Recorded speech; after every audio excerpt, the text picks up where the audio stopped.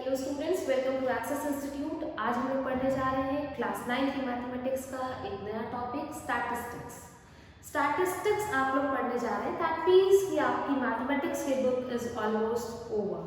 ठीक है, तो स्टैटिस्टिक्स नाम सुना होगा, 9th में आप स्टैटिस्टिक्स पहले कभी आपने बार ग्राफ देखा होगा, हिस्टोग्राम देखा होगा, टेबल देखा होगा, तो वही सारी चीज़ें हमारी स्टैटिस्टिक्स के अंदर आती हैं, राइट। तो अब हम लोग देखेंगे स्टैटिस्टिक्स में क्या टर्म्स यूज होते हैं, कैसे काम होता है। स्टैटिस्टिक्स इज ऑल अबाउट आपका रियल लाइफ एक्सपीरियंस, कि आप रियल लाइफ में क्या काम करते हैं। तो सबसे पहले what is statistics. Just like आपने मैथमेटिक्स को बहुत सारे ब्रांचेस में कवर किया होगा, अलजेब्रा, ज्योमेट्री, एक्सेट्रा एक्सेट्रा, उसी तरह से statistics is also a branch of mathematics जो किस पे डील करती है, जो किस चीज से डील करती है, कि how you are going to collect data, process data, convert it into useful information, organize it, present it in front of people, उसके ऊपर आप कुछ ऑपरेशन करिए to get the desired result. That means कि आप एक कंक्लूजन पे पहुंच जाइए। फॉर एन एग्जाम्पल, सेंसस का डेटा होता है, राइट, कि हम लोग गए, हम लोगों ने पता किया कि इस घर में कितने लोग हैं, इस घर में कितने लोग हैं, हम लोगों ने डेटा कलेक्ट किया, डेटा को कलेक्ट किया, डेटा को स्टोर किया एक जगह पे, वहाँ से हम लोगों ने काउंट किया कितने लोग हैं। तो वहाँ से क्या होता है कि हमने काउंटिंग की, दैट मीन्स कि हमने उस डेटा पे कुछ ऑपरेशन किया, वहाँ से उसको ऑर्गेनाइज किया, कलेक्ट करने के बाद ऑर्गेनाइज किया, उस पर कुछ प्रोसेस किया, ऑपरेशन किया, और हमको वहाँ से एक रिजल्ट मिला कि हाँ, this exact figure is the population of a country. ठीक है, ऐसा होता है। तो ये सारी चीज़ें किसके अंदर आती हैं? ये सारी चीज़ें आपकी स्टैटिस्टिक्स के अंदर आती हैं। ये तो आपकी नेशनल लेवल की बात हो गई। आप एक छोटा सा एग्जाम्पल लीजिए कि आपको बोला जा रहा है you have to measure the length of this blackboard. Okay, you have to measure the length of this blackboard, not blackboard, digital board. तो अब आप आए एक मीटर स्केल लेके, आपने कहा कि इसकी लेंथ जो है, इस बोर्ड की लेंथ इज 1.5 मीटर। ठीक है, किसी ने कहा कि इस लेंथ की बोर्ड की लेंथ इज 1.5 मीटर। दूसरा बच्चा आता है, कहता है नहीं ma'am, it's not 1.51, it's 1.52 metre. मैंने कहा ठीक है, और एग्जैक्ट वैल्यू कहता है नहीं 1.53 मीटर। कोई आया था नहीं 1.51 मीटर। तो ये सारी चीजें क्या है? ये सारी चीजें ना डेटा, जैसे आप लैब में जाते हैं, आप कोई प्रैक्टिकल करते हैं, तो ऐसा नहीं है कि एक बार में आपको एग्जैक्ट आंसर मिल जाता है। हम लोग उस प्रैक्टिकल को 5 बार करते हैं, 6 बार करते हैं, 6 बार डिफरेंट वैल्यूज मिलती हैं। फिर हम लोग क्या करते हैं, हम लोग एवरेज ले लेते हैं, बोलते हैं कि यही हमारा आंसर है। कि एवरेज लेने से क्या होता है, मान लीजिए कि इस बार करने में आपको कुछ मिस्टेक हुई, नेक्स्ट बार थोड़ी और मिस्टेक हुई, डिफरेंट मिस्टेक हुई, डिफरेंट मिस्टेक हुई, मिस्टेक के बिना काम नहीं है। ठीक है, तो ये सारी चीज़ों से क्या हुआ, जब हमने एवरेज लिया तो हम लोग सही वैल्यू के बहुत क्लोज पहुंच चुके हैं। एक बार करने में हम सही वैल्यू के बहुत क्लोज नहीं पहुंचेंगे। किसी भी रिजल्ट को लाने के लिए हम लोग एक्सपेरिमेंट को बहुत बार करते हैं, जितनी ज़्यादा बार करेंगे उतना रिजल्ट एग्जैक्ट आपको मिलेगा। तो ये सारी चीज़ें किसके अंदर आती हैं? ये सारी चीज़ें आपकी आती हैं स्टैटिस्टिक्स के अंदर। ठीक है, ठीक है, चलो पता चल गया स्टैटिस्टिक्स क्या होता है। अब स्टैटिस्टिक्स के बाद डेटा क्या होता है। हम लोग फील्ड पे गए, फील्ड होता है कि खेत में गए, फील्ड में गए मतलब जहाँ पे हमें एक्सपेरिमेंट करना है, वहाँ पे हम लोगों ने डेटा कलेक्ट किया। बहुत बेसिक एग्जाम्पल, ये हमारी फील्ड है, हमने आपसे बोला कि you have to calculate, you have to measure the length and breadth of this board. ठीक है, आप आए डेटा को कलेक्ट करना, मीटर स्केल लिया, लेंथ मेजर किया, ब्रेथ मेजर किया। तो यहाँ से आपने क्या किया, डेटा कलेक्ट किया। किस तरह का डेटा कलेक्ट किया? प्राइमरी डेटा कलेक्ट किया। तो डेटा जिसको डायरेक्टली कलेक्ट करते हैं, तो आप इसको बोलते हैं primary data. Data which is directly collected is known as primary data. जिस डेटा को हम लोग डायरेक्टली जाके फील्ड से कलेक्ट करते हैं उसको बोलते हैं प्राइमरी डेटा। फिर हमने बोला अरे भैया हमें तो इसका एरिया कैलकुलेट करना था इस बोर्ड का। आपने कहा ठीक है मैम, कोई दिक्कत नहीं, लेंथ आएगी, ब्रेथ आएगी, हम उसको क्या करते हैं, कैलकुलेट करते हैं, मल्टीप्लाई करते हैं। तो सेकेंडरी डेटा क्या होता है? Data which is calculated, data which is calculated कह सकते हैं, या डेटा जो कि डिपेंड करता है प्राइमरी डेटा पे। Secondary data is completely dependent upon primary data. मतलब अगर आप लेंथ और ब्रेथ नहीं मेजर करेंगे तो you won't be able to find the value of area. That means कि सेकेंडरी डेटा निकालने के लिए आपको प्राइमरी डेटा पता होना चाहिए। तो कुल मिला के कंक्लूजन ऑफ द स्टोरी ये निकलता है कि आप फील्ड पे जाते हैं, डेटा को कलेक्ट करते हैं, डेटा बेसिकली होता क्या है ना, रॉ फैक्ट्स होते हैं। डेटा बेसिकली हमारे रॉ फैक्ट्स होते हैं। रॉ मतलब कच्चा, कुछ उसका यूज नहीं है। लेंथ निकाल के हम क्या कर रहे हैं, कुछ नहीं कर लेंगे जब तक हम उसको ऑर्गेनाइज करके प्रोसेस ना करें, प्रोसेस करके उसको कुछ यूजफुल करें ना। हम घर कर गए, पता कर लिया आपके घर में कितने लोग हैं, आपके घर में कितने लोग हैं, लेकिन बस पता करके बैठ गए घर पे आके, क्या फायदा है, कोई फायदा नहीं हुआ। तो डेटा लेने से कोई फायदा नहीं होता अनलेस एंड अनटिल आप उसको एनालाइज करके उससे कुछ रिजल्ट नहीं निकाल लेते हैं। जब हम डेटा को एनालाइज करते हैं तो हम लोग डेटा को क्या करते हैं, इंफॉर्मेशन में कन्वर्ट करते हैं। और जब हमारा डेटा इंफॉर्मेशन में कन्वर्ट हो जाता है तो कन्वर्ट होने के बाद मतलब अब वो यूजफुल है, वहां से हम लोग कुछ ना कुछ रिजल्ट निकाल सकते हैं, तब उसको बोलते हैं स्टैटिस्टिकल डेटा। ठीक है, उसको बोलते हैं स्टैटिस्टिकल डेटा। तो कुल मिला के हम लोग क्या करते हैं, वी प्रोसेस डेटा, किसी भी तरह से प्रोसेस करते हैं and convert info into information. Data को गए फील्ड से कलेक्ट किया, उस पर प्रोसेसिंग की, किसी तरह का ऑपरेशन किया और वहां से हम लोग यूजफुल इंफॉर्मेशन निकाल के लाए। यूजफुल इंफॉर्मेशन एज इन कि हाँ इस सोसाइटी में सबसे ज्यादा लोग रहते हैं, ये सोसाइटी बहुत डेंस है, यहाँ से यही रिजल्ट निकल के आएगा ना कि Uttar Pradesh is the densest, बहुत ज्यादा डेंस है उत्तर प्रदेश हमारा स्टेट वाइज। महाराष्ट्र बहुत डेंस है हमारा, और बहुत छोटे छोटे स्टेट्स हैं जहाँ पर बहुत कम पॉपुलेशन है। तो ये सारी चीज़ें कैसे आई, ये सारी चीज़ें हमने डेटा को कलेक्ट किया और उसके बाद वहाँ से प्रोसेस करने के बाद उसको इंफॉर्मेशन में कन्वर्ट किया। ठीक है, स्टैटिस्टिक्स पता चल गया, डेटा कितने टाइप का होता है, 2 डिफरेंट टाइप का डेटा होता है, ये पता चल गया। अब आती है बात variable. Variable as the name itself is clear कि वेरिएबल मतलब कुछ फिक्स नहीं है, एवरीथिंग कैन वैरी। तो वेरिएबल क्या होता है, कोई भी quantity, variable is any quantity that varies from one individual to another. For example अगर आप लें तो वेट ऑफ अ पर्सन, कह सकते हैं एक आदमी है, मतलब हमें वेट नोट करना है, हम घर करेंगे 50 kg, 51 kg, 52 kg, 40 kg, 42 kg, 30 kg, 20 kg, सबका डिफरेंट है। तो वेट क्या हो गया, weight is a variable. Why, क्योंकि वेट इज अ क्वांटिटी जिसकी वैल्यू एक इंसान से दूसरे इंसान पे वैरी करती है। माइट बी पॉसिबल कि 2 इंसान का वेट 50 kg हो, बट दैट डजंट मैटर। पर वेट जो है it varies from one individual to another. तो इसको क्या बोल दिया हमने, it is a variable. weight varies from one individual to another, that means the weight is what, weight is a variable। ठीक है, अब वेरिएबल, अरे टॉपिक में तो लिखा है वेट एंड इट्स टाइप। ठीक है, वेट के 2 टाइप भी होते हैं, वेट के टाइप सॉरी वेट के नहीं, वेट भी होता है। वेरिएबल्स के 2 टाइप होते हैं, कंटीन्यूअस वेरिएबल और डिस्क्रीट वेरिएबल।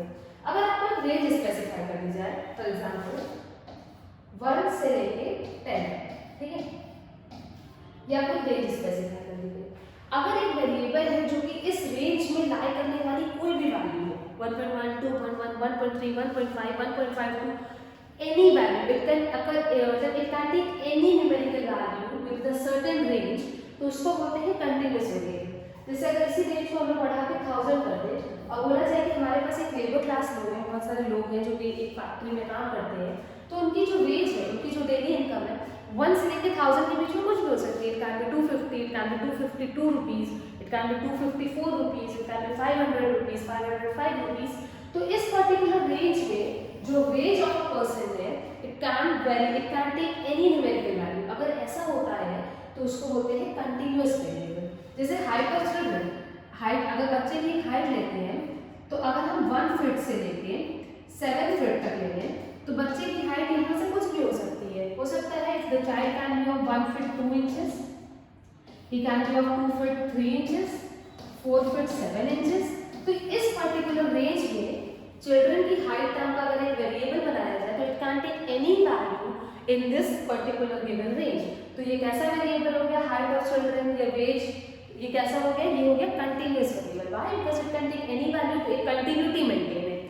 डिस्क्रीट वेरिएबल में क्या होता है कि हमारे पास जो वेरिएबल है हमारा, it is incapable of taking any value in a given certain range. एक सर्टेन रेंज अगर दे दी जाएगी तो उसमें से ऐसा नहीं है कि हर एक वैल्यू को ले लेगा।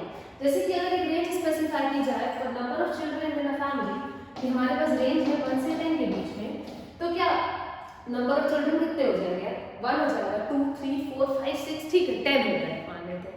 लेकिन ऐसा तो नहीं है इस रेंज में 1.5 है तो हम कहेंगे कि नहीं हमारे घर में 1.5 चिल्ड्रन है, ऐसा तो कुछ होता नहीं है। तो यहाँ पे this particular variable number of child in the family it is incapable of taking all the values in this particular range, इसलिए इसको बोलते हैं discrete variable। क्यों? क्योंकि फिक्स वैल्यूज होंगी जो कि बोलेगा दैट इज इंटीग्रल वैल्यूज ही ले पाएगा 1 2 3 4 5, इसलिए इसको बोला गया discrete variable। तो होप सो कि आपको ये समझ में आया कि वेरिएबल क्या होता है। वेरिएबल के दो डिफरेंट टाइप्स क्या होते हैं, that is continuous variable and discrete variable. Continuous variable एक ऐसा वेरिएबल जो कि एक गिवन रेंज में कोई भी न्यूमेरिकल वैल्यू ले सकता है, और डिस्क्रीट वेरिएबल जो कि ओनली पॉसिबल न्यूमेरिकल वैल्यूज देगा, सारी के सारे वैल्यूज नहीं ले सकता है। ठीक है, डेटा हो गया, स्टैटिस्टिक्स का मतलब हो गया, वेरिएबल्स हो गए, उसके टाइप हो गए। अब डेटा हम गए फील्ड पे गए, हम एक्सपेरिमेंट किया, हमने इस बोर्ड की लेंथ जो हम लोग बेसिक्स एग्जाम्पल ले रहे हैं, हमने बोर्ड की लेंथ को मेजर किया। ठीक है, 1.5 1.51 1.52, कभी अरे 1.5 नहीं आया 1.49 आ सकता है, कुछ दिक्कत नहीं है, थोड़ा कम ज़्यादा तो हर चीज़ में चलता रहता है।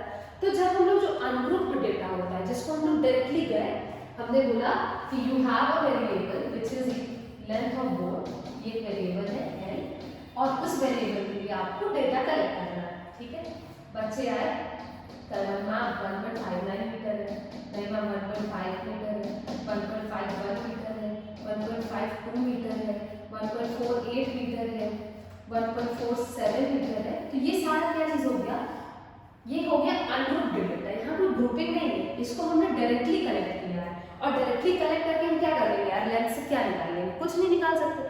तो इसको क्या बोलेंगे, इसको बोलेंगे रॉ डेटा। कौन सा डेटा बोलेंगे इसको, रॉ डेटा। रॉ डेटा जो भी हमारा अनग्रुप्ड डेटा होता है जिसको हम लोग फील्ड में जाकर डायरेक्टली कलेक्ट करते हैं उसको बोला जाता है रॉ डेटा। और अगर इसी डेटा को हम लोग अरेंज कर दे इधर इन इंक्रीजिंग और डिक्रीजिंग ऑर्डर तो उसको बोलेंगे एरेड डेटा। कि अगर हमने रॉ डेटा कलेक्ट किया और इसी सारी ये जो 6 डिफरेंट वैल्यूज है हमारी, इनको हम लोग अरेंज कर दे इधर इन इंक्रीजिंग और डिक्रीजिंग ऑर्डर, तो इसको बोला जाएगा एरेड डेटा।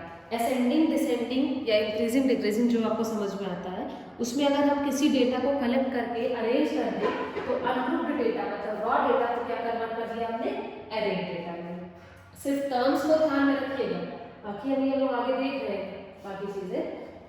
डेटा, अब डेटा कलेक्ट कर लिया, ठीक है भैया, प्रोसेस करना है। जैसे कि स्टैटिस्टिक्स की डेफिनेशन में लिखा था कि data is collected, organised and then completely converted into some form that can give us some result, जहाँ से हम कुछ कंक्लूजन निकाल सके। तो अगर हमें डेटा प्रेजेंट करना है, किसी को दिखाना है, तो ऐसा तो दिखाएंगे नहीं कि 100 वैल्यू है आप देख लीजिए भैया किसी में डेटा है, नहीं, नॉट लाइक दैट। तो डेटा हम लोग दो तरह से रिप्रेजेंट करते हैं, एक होता है हमारा टैबुलर फॉर्म और एक होता है हमारा ग्राफिकल फॉर्म। ठीक, इस वीडियो में हम लोग टैबुलर फॉर्म डिस्कस करेंगे और नेक्स्ट वीडियो में हम लोग ग्राफिकल फॉर्म रिप्रेजेंट करेंगे, और that will be the end of your statistics chapter. Tabular form जैसा कि नाम से क्लियर है, इसमें कुछ टेबल जैसा आ रहा है, राइट, इसमें कुछ टेबल जैसा आ रहा है, हाँ तो रहा है। तो मतलब हमारा जो डेटा कलेक्ट किया है ना उसको टेबल के फॉर्म में रिप्रेजेंट करेंगे। ठीक है, ग्राफिकल फॉर्म, इसमें तो भैया कुछ ग्राफ जैसा आ रहा है, तो ग्राफ में हम लोग क्या बनाएंगे, यहाँ पे हम लोग बनाएंगे बार ग्राफ बना सकते हैं, हम लोग डेटा को दिखाने के लिए हम लोग हिस्टोग्राम बना सकते हैं। ठीक है, ये दो चीजें आपके सिलेबस में, बार ग्राफ या हिस्टोग्राम। बाकी आपने देखा होगा कहीं कहीं जैसे न्यूज़पेपर में अगर देखा जाए कुछ इन्फॉर्मेशन निकलती है तो पाई चार्ट के फॉर्म में भी निकलती है।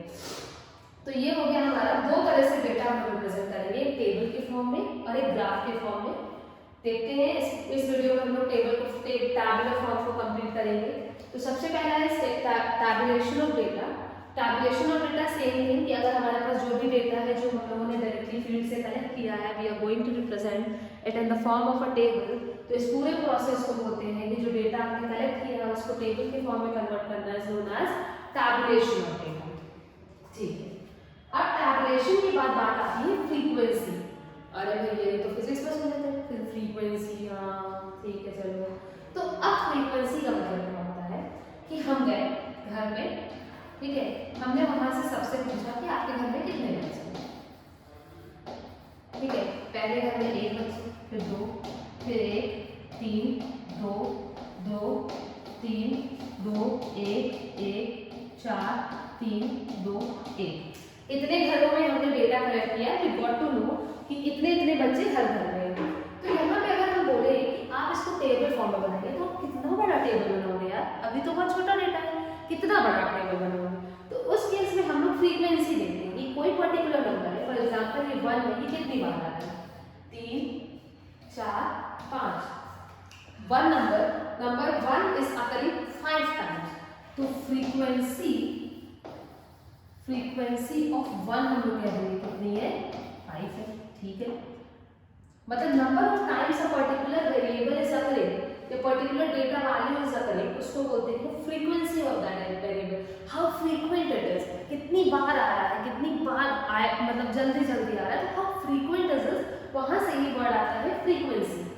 2 काउंट किया, 1 2 3 4 5, तो फ्रीक्वेंसी ऑफ 2 इज आल्सो 5। ठीक है, 3 आप काउंट कर लीजिए, 1 2 3, फ्रीक्वेंसी ऑफ 3 इज 3 और फ्रीक्वेंसी ऑफ 4 इज 4, तो भैया आई नहीं, एक बार आ रहा है, बस ये फ्रीक्वेंसी हो गई कि पर्टिकुलर डेटा वैल्यू कितनी बार अगर कर रहा है उसको बोलते हैं frequency of that particular data value. कोई पर्टिकुलर डेटा वैल्यू 1 था, वो कितनी बार आ रहा था, 5 बार आ रहा था, तो 1 की फ्रीक्वेंसी हो गई 5। ठीक है, फ्रीक्वेंसी भी समझ में आ गई। अब फ्रीक्वेंसी डिस्ट्रीब्यूशन, हमने टेबल के फॉर्म में डेटा को अरेंज किया और उसमें अगर उस टेबल में डेटा वैल्यू, एक कॉलम डेटा वैल्यू का है जैसे नंबर ऑफ बिट्स का है, अलॉन्ग विद दैट साइड में अगर हम उसकी फ्रीक्वेंसी लिख दें तो उसको बोलते हैं frequency distribution table. Tabular arrangement of data showing the corresponding frequency.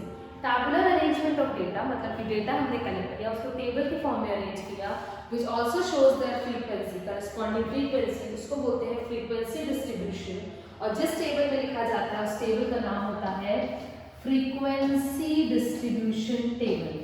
क्या नाम होता है उस टेबल का, फ्रीक्वेंसी डिस्ट्रीब्यूशन टेबल।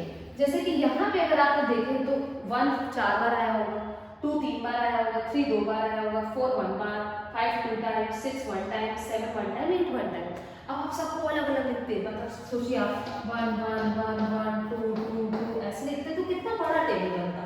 तो कंप्रेस द डेटा, मतलब अब ये टेबल ऐसा तो नहीं कि बस हाथ में लेके घूमते रहेंगे कि अरे ठीक है लिख लिया, बड़ा सा ही लिखा, हमें इसको कंप्यूटर में स्टोर करना है। तो कंप्यूटर में हम लोग चाहेंगे ना कि छोटा सा डेटा स्टोर हो, जितना छोटा सा डेटा स्टोर होगा उतनी जल्दी प्रोसेस होगा, सिस्टम अपना हाल नहीं करेगा। तो वहाँ पे इसलिए टू कंप्रेस द टेबल कि हम छोटे चीज़ों में हमारा पूरा काम हो जाए, हम लोग बनाते हैं फ्रीक्वेंसी डिस्ट्रीब्यूशन टेबल, जहाँ पे हम लोगों के 2 कॉलम्स होते हैं। एक होता है हमारा जो भी डेटा वैल्यू है और अलॉन्ग विद दैट हम लोग साइड बाय साइड क्या लिखते हैं डेटा वैल्यू के उसकी करस्पॉन्डिंग फ्रीक्वेंसी। तो इस टेबल को बोलते हैं फ्रीक्वेंसी डिस्ट्रीब्यूशन टेबल। ठीक है, फ्रीक्वेंसी डिस्ट्रीब्यूशन टेबल हमारा 2 टाइप का होता है, एक होता है अनग्रुप और एक होता है ग्रुप। जैसे कि हम लोगों ने देखा कि variables are of 2 types, continuous and discrete. तो अगर हमारा जो वेरिएबल है वो कंटीन्यूअस है तो वहाँ पे हम लोग कौन सा डिस्ट्रीब्यूशन लगाएंगे, ग्रुप लगाएंगे। और अगर हमारा वेरिएबल डिस्क्रीट है तो हम लोग कौन सा वेरिएबल लगाएंगे, अनग्रुप्ड फ्रीक्वेंसी डिस्ट्रीब्यूशन लगाएंगे। अब हम लोग स्टार्ट करते हैं अनग्रुप्ड फ्रीक्वेंसी डिस्ट्रीब्यूशन। जब हमारा जो रॉ डेटा है, रॉ डेटा का मतलब जो हमने डेटा कलेक्ट किया है बहुत बार रिपीट कर रहा है, बहुत बार रिपीट कर रहा है, तो उस केस में हम लोग क्या करेंगे, जब वैल्यूज जो रॉ डेटा है दे आर लार्जली रिपीटिंग, बहुत बार एक वैल्यू आ रही है, 1 is coming 100 times, 2 is coming 500 times, तो बहुत ज़्यादा बार हमारा जो डेटा रिपीट कर रहा है और डिफरेंस जो है ग्रेटेस्ट और स्मॉलेस्ट में वो ज़्यादा नहीं है, बहुत ज़्यादा डिफरेंस नहीं है, कुछ ऐसा है। तो यहाँ पे हम लोग क्या करते हैं, डिस्क्रीट फ्रीक्वेंसी डिस्ट्रीब्यूशन। जो अभी हम लोगों ने टेबल देखा था ना, ये हमारा डेटा वैल्यू है और ये हमारी करस्पॉन्डिंग फ्रीक्वेंसी है, तो ये डिस्क्रीट ही तो था। डिस्क्रीट का मतलब ये हुआ कि सबके लिए अलग अलग बनेगा कि 1 is coming 100 times, 2 is coming 70 times, 3 is coming 80 times and 4 is coming 20 times. खत्म। अब यहाँ पे क्या हुआ कि जैसे कि पहले कंडीशन ये थी कि रॉ डेटा लार्जली रिपीटिंग, हाँ तो दिख रहा है भाई कि 1 is repeating 100 times, 1 is repeating 100 times, 2 is repeating 70 times, 3 is repeating 80 times, 4 is repeating 20 times। तो जो हमारा रॉ डेटा है ये बहुत ज़्यादा बार रिपीट कर रहा है, पहली condition. Difference between the smallest and largest is not very large. तो यहाँ पे स्मॉलेस्ट डेटा वैल्यू इज 1 और लार्जेस्ट डेटा वैल्यू इज 4। तो इनके बीच में डिफरेंस कितना है? 3। बहुत ज्यादा डिफरेंस नहीं है। डिफरेंस बहुत ज्यादा होता है कि हाँ डेटा वैल्यू 100 तक है तो फिर भैया हम लोग 100 रो का टेबल बनाते हैं, तो वहां पे दिक्कत होती है। तो दो चीजें देखी जाती हैं कि जब आपका रॉ डेटा बहुत लार्जली रिपीटिंग हो, अलॉन्ग विद दैट ग्रेटेस्ट और स्मॉलेस्ट के बीच में बहुत कम सा डिफरेंस हो, तो वहां पे जो फ्रीक्वेंसी डिस्ट्रीब्यूशन यूज होता है वो डिस्क्रीट फ्रीक्वेंसी डिस्ट्रीब्यूशन, जिसको हम लोग बोलते हैं अनग्रुप्ड फ्रीक्वेंसी डिस्ट्रीब्यूशन। अनग्रुप्ड का मतलब यहाँ पे किसी भी तरह की कोई भी ग्रुपिंग नहीं हुई है, सारे डेटा वैल्यूज को अलग अलग लिखा गया है और सबके लिए करस्पॉन्डिंग फ्रीक्वेंसी लिखी गई है, तो इसको बोलते हैं अनग्रुप्ड फ्रीक्वेंसी डिस्ट्रीब्यूशन। कुछ ऐसा। अब अनग्रुप्ड फ्रीक्वेंसी डिस्ट्रीब्यूशन में हमने ठीक है हमने मार्क्स वाला लिखा था, ये तो लिखा था मैम ने, ये भी लिखा था, कौन सी बड़ी चीज आ गई, तो इसको बोलते हैं टैली मार्क्स। स्टैटिस्टिक्स में बेसिकली आपका टैली यूज होता है। टैली क्या होता है? बहुत सिंपल सी चीज है, जहां पे नंबर 1 लिखा है वहां पे ऐसे बना दीजिए, 2 पे 2 बार बना दीजिए, 3 पे 3 बार बना दीजिए, 4 पे 4 बार बना दीजिए। अब 5 पे क्या करते हैं? 5 is 1 2 3 4 और एक काट दिया 5, तो ये 5 5 की पेयर में एग्जिस्ट करती है। अब 6 के लिए हमें क्या करना पड़ेगा? जैसे अब 8 करना है, 1 2 3 4 5 5 हो गया। अब फिर से आप स्टार्ट करिए 6 7 8, ठीक है 10 होता तो 5 का 1 5 का 1 ऐसे बनाते हैं। इसी चीज को बोलते हैं, ये जो डंडी के फॉर्म में आप डेटा को रिप्रेजेंट कर रहे हैं, मतलब डेटा की फ्रीक्वेंसी को रिप्रेजेंट कर रहे हैं, उसको बोलते हैं tally marks. Ungrouped frequency distribution में हमने टैली मार्क्स भी यूज किया, ठीक है। अनग्रुप्ड फ्रीक्वेंसी डिस्ट्रीब्यूशन या डिस्क्रीट फ्रीक्वेंसी डिस्ट्रीब्यूशन यहाँ पे खत्म होता है। अब हम लोग देखते हैं grouped frequency distribution. As the name itself is clear, grouped है मतलब यहाँ पे ग्रुपिंग होगी। तो यहाँ पे क्या होता है? सबसे पहला difference between largest and smallest is very large. is very large as in ऐसा नहीं कि 1000 और 10,000 होगा, लेकिन आप यहाँ देखिए ये 41 है, स्मॉलेस्ट और लार्जेस्ट इज 85, तो यहाँ पे इतना डिफरेंस आ रहा है। कितना डिफरेंस आ रहा है?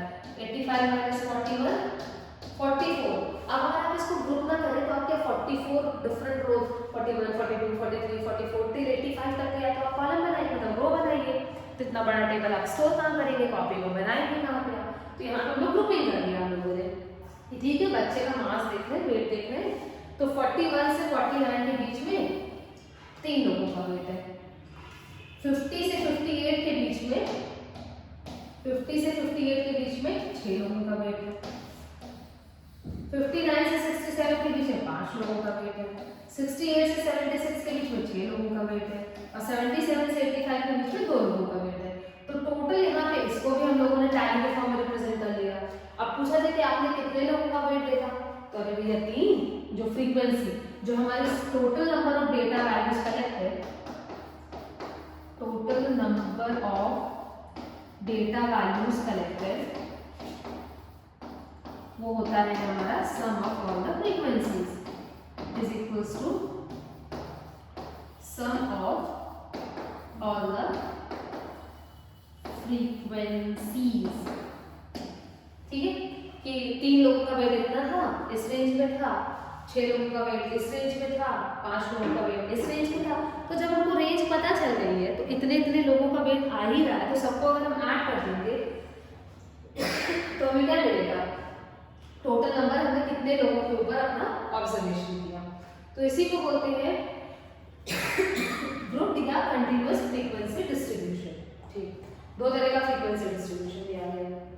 अब ग्रुप फ्रीक्वेंसी डिस्ट्रीब्यूशन में जो यहाँ पे हम लोगों ने ये क्लासेस बनाई थी कि 41 से 49, अरे यार तो 49 ही है यहाँ, ये 50 से 58, तो ये 2 टाइप का होता है। एक होता है हमारा इंक्लूसिव मेथड और एक होता है exclusive method. As the name itself is clear, inclusive का मतलब included,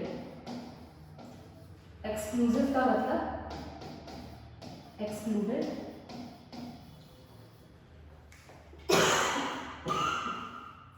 तो अब यहाँ पे क्या है कि upper limit of class interval is included in the class itself, ठीक है। included नाम हमने लिखा 10 से 20, 21 से 30, 31 से 40। तो ये जो 20 है ये अपर लिमिट है, मतलब ऐसा कुछ एक लिमिट क्लास बनाया तो इसको बोलते हैं लोअर लिमिट लेफ्ट साइड वाले को, और राइट साइड वाले को बोलते हैं अपर लिमिट।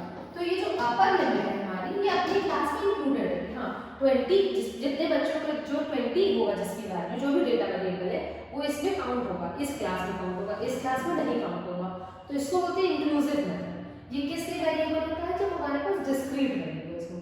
एक्सक्लूसिव में क्या होता है, जैसे हमने लिया एक्सक्लूसिव के केस में 10 से 20, अब ये 20 जो upper limit of the class है ये इसमें इंक्लूडेड नहीं है। अगली बार आपको 20 से 30 लिखना पड़ेगा, तो ये जो 20 है इस 20 इसमें इंक्लूडेड है, ये 20 इसमें इंक्लूडेड नहीं है। तो इसमें क्या है कि upper limit of the class is excluded from the class and is included in the next class. Upper limit of the class is excluded in this particular class and is included in the lower class. मतलब अगर हमारे यहाँ पे ये 10 से 20 लिखना है तो यहाँ पे 10, 11, 12, 13, 14 till 19 आएगा। लोअर लिमिट इंक्लूड होगी बट अपर लिमिट अगले क्लास में इंक्लूड होगी।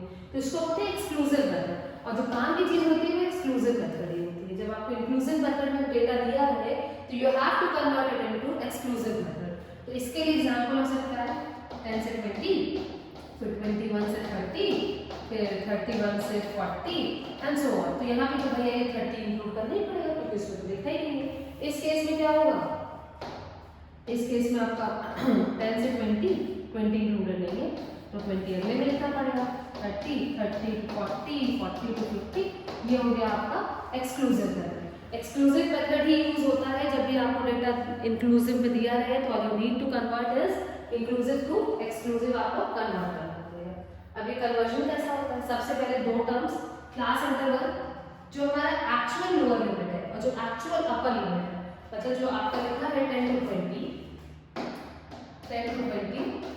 इनकी विड्थ क्या है 20 minus upper limit minus lower limit that is 10, और इसी को बोलते हैं हम लोग क्लास इंटरवल, या इसको ही बोलते हैं क्लास साइज, या इसको ही बोलते हैं क्लास विड्थ। क्या बोलते हैं? Class width. विड्थ ही तो है ना, यहाँ से यहाँ तक है तो इसकी विड्थ ही तो हुई स्पान ऑफ द क्लास। तो अपर लिमिट में से अगर हम लोअर लिमिट को घटा दें तो वहां से हमको क्या मिलेगा, विड्थ ऑफ द क्लास, ये क्लास इंटरवल, ये क्लास की क्या साइज है, क्लास कितना फैला हुआ है, स्पान ऑफ द क्लास। ठीक, फिर आता है क्लास मार्क। क्लास मार्क क्या होता है कि जो आपकी मिड में वैल्यू हो, अपर limit minus lower limit, sorry upper limit और लोअर लिमिट को आप छोड़िए, उसको 2 से डिवाइड करिए, तो जो बीचों बीच जैसे 10 से 20 है तो आपको क्या करना पड़ेगा 10 + 20 / 2 दैट इज 15। क्या है 10 से 20 की मिड वैल्यू है, तो ये जो मिड वैल्यू होती है उसको बोलते हैं class mark. The class mark of the class interval is the value midway between its actual lower limit और actual upper limit। Lower limit और अपर लिमिट के बीच में जो वैल्यू आती है उसको बोलते हैं क्लास मार्क, और वो कैसे आता है lower limit plus upper limit upon 2। ये भी एक फॉर्मूला लिखा है, इसको कुछ नहीं वहां पर प्लस रखा है, यहाँ पर डिफरेंस के फॉर्म में कन्वर्ट कर दिया है और कुछ नहीं, जैसे ये lower limit plus difference between upper limit minus lower limit by 2। आप एलसीएम लोगे तो एलसीएम लेने के बाद ये फॉर्मूला पूरा का पूरा इसी में ही कन्वर्ट हो जाएगा। तो आई वुड रिकमेंड कि आप यही फॉर्मूला याद रखो। क्या मतलब इतना बड़ा फॉर्मूला याद रखने का, लोअर अपर ऐड करो फिर उसमें डिवाइड करो, ये हो गया आपका क्लास में। अब हमको देखना है कि एक्सक्लूसिव को एक्सक्लूसिव में कन्वर्ट कैसे करते हैं। तो इंक्लूसिव को एक्सक्लूसिव में कन्वर्ट करने के लिए कहीं आपको दिया डेटा ठीक है, देते हैं 10 से 20, 21 से 30, 31 से 40, ठीक, 41 से 50, 4 ले लेते हैं। अब ये किस फॉर्म में है, ये तो इंक्लूसिव फॉर्म में है, इसको हमें करना क्या है इंक्लूसिव को एक्सक्लूसिव में कन्वर्ट करना है। Conversion of class from inclusive form to exclusive form, मतलब ये है एक्सक्लूसिव का होता है यहाँ पे जो वैल्यू हो, यहाँ पे जो वैल्यू हो आपकी और जो यहाँ पे हो वो सेम हो जाए, तभी तो नहीं ना इसमें एक्सक्लूडेड है और इसमें इंक्लूडेड है, इसमें ही इंक्लूड हुआ है तो यहाँ करना है, ठीक है। इसमें क्या करते हैं, सबसे पहले हम लोग एच निकालते हैं। एच होता है lower limit of one class, कोई भी क्लास की आप लोअर लिमिट लीजिए, minus upper limit of previous class, upper limit of previous class. ठीक, h क्या आया यहाँ से, हमने लिया लोअर लिमिट ऑफ 1 क्लास, ठीक है, हमने ये ले लिया, ये लोअर लिमिट है इसकी और इसकी प्रीवियस क्लास की अपर लिमिट, मतलब ये इन दोनों का डिफरेंस कितना आया 31 माइनस 30 दैट कम्स टू 1। कोई भी आप क्लास में, जैसे मैंने ये दोनों क्लास लिया, आप कोई भी दो क्लास लीजिएगा, एडजेसेंट क्लासेस लीजिएगा, तो वहां से h की वैल्यू निकल जाएगी। अब जब आपने h की वैल्यू निकाल दिया तो आपको क्या करना पड़ेगा, हर एक क्लास को कन्वर्ट करना पड़ेगा। जैसे अगर आपकी ये है, आपकी क्लास है a से b माइनस है ये, तो इस क्लास को हम क्या लिखेंगे, a माइनस h/2 से लेके हाइफन है b प्लस h/2, मतलब अब ये क्लास किसमें कन्वर्ट हो जाएगी 10 माइनस 1/2 से 20 प्लस 1/2, दैट मीन्स कि ये हो जाएगी 9.5 से लेके 20.5 तक। अगली क्लास फिर से 20.5 से लेके इसमें प्लस करेंगे 30.5 तक, h/2 ऐड करना है, ये हो गया 30.5 से लेके 40.5 तक। तो अब देखिए यहाँ पे आपको क्या मिल रहा है, यहाँ पे आप ये देख पा रहे हो शायद ये वाली चीज और ये वाली चीज अपर लिमिट और लोअर लिमिट करस्पॉन्डिंग क्लासेस के सेम हो गए, दैट मींस ये किसमें कन्वर्ट हो गया, ये आपका इंक्लूसिव फॉर्म से एक्सक्लूसिव फॉर्म में कन्वर्ट हो गया। तो सिर्फ आपको h निकालना है, लोअर लिमिट में से h/2 घटाना है, अपर लिमिट में h/2 ऐड करना है हर एक क्लास के लिए, और आपका जो पूरा का पूरा डेटा है वो इंक्लूसिव से एक्सक्लूसिव में कन्वर्ट हो जाएगा। ठीक है, अब बात आती है कि डिस्क्रीट फ्रीक्वेंसी डिस्ट्रीब्यूशन टेबल को कंस्ट्रक्ट कैसे करेंगे। बहुत सिंपल, ठीक है, हमने सबसे पहले रॉ डेटा को कलेक्ट कर लिया, हम फील्ड पे गए, हमको लेंथ मेजर करनी थी, हमने लेंथ को मेजर कर लिया, सारा रॉ डेटा आ गया। टेबल बनाइए, एक टेबल बनाइए जिसमें 3 कॉलम होंगे। पहले में आपकी डेटा वैल्यू होगी, मतलब जो भी आप वेरिएबल अंडर स्टडी है, जैसे कि length of the board, number of children in the family, number of people in the family, उसका एक कॉलम बनाइए। सेकंड कॉलम में आप टैली मार्क्स लिखिए, थर्ड कॉलम में आप फ्रीक्वेंसी। बन गया, 3 कॉलम बन गए। Place all the values of the variable in the first column in ascending order. हमेशा जो चीजें रखेंगे वो हम लोग इंक्रीजिंग ऑर्डर में रखेंगे, सो दैट एक अच्छा सा रिप्रेजेंटेशन आए। हमने सारे वेरिएबल्स रख दिए, वेरिएबल्स में हमारे पास डेटा था, हमने डेटा को देखा कि हाँ ये वेरिएबल 10 बार आ रहा है, जब जितनी बार आ रहा है मतलब जिसकी जो करस्पॉन्डिंग फ्रीक्वेंसी है उतना हम लोग टैली मार्क्स में बार बना लेंगे। अलॉन्ग विद दैट हम लोग बार्स को काउंट कर करके फ्रीक्वेंसी लिख देंगे। आपको अगर फ्रीक्वेंसी पहले लिखना है तो फ्रीक्वेंसी लिख लीजिए, उसके बाद बार वाले को फिल कर लीजिए। ऐसा कोई हार्ड एंड फास्ट रूल नहीं है कि पहले आपको टैली ही बनाना है, आपको जो सही लगे उसके बाद आपका टेबल बनके तैयार हो जाएगा, और आपको क्या करना रहेगा कि उस फ्रीक्वेंसी डिस्ट्रीब्यूशन टेबल को एक सूटेबल नाम दे देना रहेगा। सिंपल, खत्म। आगे कि आपको कंटीन्यूअस फ्रीक्वेंसी डिस्ट्रीब्यूशन टेबल बनाना है, ये कैसे बनेगा? ठीक है, सबसे पहले मैक्सिमम और मिनिमम वैल्यू आप फील्ड पे गए, रॉ डेटा आप कलेक्ट करिए। देखिए कि हमने रॉ डेटा कलेक्ट किया, इसकी मिनिमम वैल्यू 2 थी और मैक्सिमम वैल्यू 100 थी, मतलब हमारा जो वैल्यू है वो 2 से 100 के बीच में वैरी कर रहा है। उसके बाद क्या करें कि हम लोग एक डिसाइड करें कि हाँ 2 से 100 के बीच में 10-10 उसका इंटरवल का क्लास बना लेते हैं, 2 से 12 या 0 से शुरू करें, 1 से शुरू करें, 1 to 10, 11 to 20 ऐसे करके कन्वर्ट कर लेते हैं। ठीक है, डिसाइड कर लिया।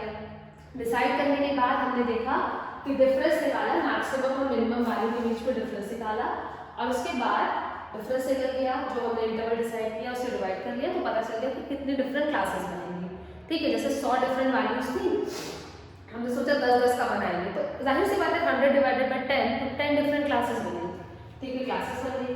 उसके बाद हम क्या करेंगे कि देखेंगे कि जो हमारे पास जो क्लासेस बन रही है वो कैसी बन रही है, हमारी एक्सक्लूसिव मेथड में बन रही है। एक्सक्लूसिव मेथड में मतलब कि जो उसकी अपर लिमिट है उस क्लास में इंक्लूडेड नहीं है, क्योंकि exclusive method is only used. ठीक है, बन गया। उसके बाद हर क्लास के लिए फिर वही चीज, हम हमने क्लास बन गई तो correspondingly tally marks along with that उसकी फ्रीक्वेंसी इतना भर दिया, और फिर टेबल को हमने नाम दे देंगे कि मतलब, और फिर total of all the frequencies, जैसे कि मैंने बताया कि जब आप सारे फ्रीक्वेंसीज को ऐड करते हैं तो क्या मिलता है हमको, टोटल नंबर ऑफ ऑब्जर्वेशंस मिलते हैं। फिर उसके बाद give a suitable title to the table.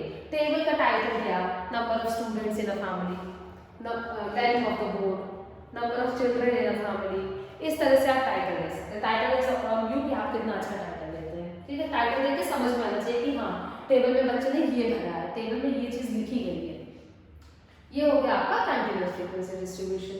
तो ये सब चीजें हम लोगों ने स्टैटिस्टिक्स में टैबुलेशन के फॉर्म में देखा ना, कि जब हमको टेबल के फॉर्म में डेटा को कलेक्ट रिप्रेजेंट करना है।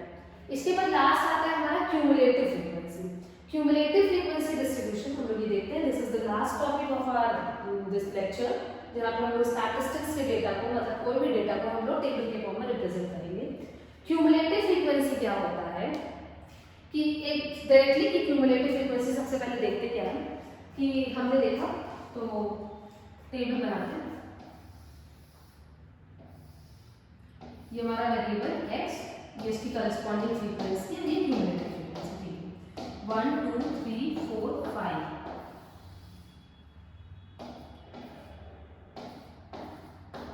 ये इसकी फ्रीक्वेंसी है। क्यूमुलेटिव फ्रीक्वेंसी का मतलब कि सब आप 7 को 7 रहने दीजिए। फिर अगर आपसे पूछा जाए कि कितने x की कितनी वैल्यूज हैं जो कि हमारी 2 या 2 से कम है, मतलब ये दोनों होंगी, लेस दैन 2, 1 भी हो सकता है 2 भी हो सकता है, तो टोटल क्या होगा 7 + 6 13 हो गया। लेस दैन 3 पूछेगा तो ये तीनों का सम होना चाहिए। तो यहाँ पे क्या करते हैं, ये 7 तो 7 रहेगा, फिर ये 6 + 7 13, 13 + 2 15, 15 + 9 24, 24 + 10 34, ऐसा कुछ आता है। मतलब पहली वैल्यू सेम रहेगी, उसके बाद करस्पॉन्डिंगली आप फ्रीक्वेंसीज को ऐड करते जाइए, you will get the cumulative frequency. और जिस टेबल में फ्रीक्वेंसी के साथ साथ क्यूमुलेटिव फ्रीक्वेंसी भी लिखी रहे उसको बोला जाता है क्यूमुलेटिव फ्रीक्वेंसी डिस्ट्रीब्यूशन। ठीक है,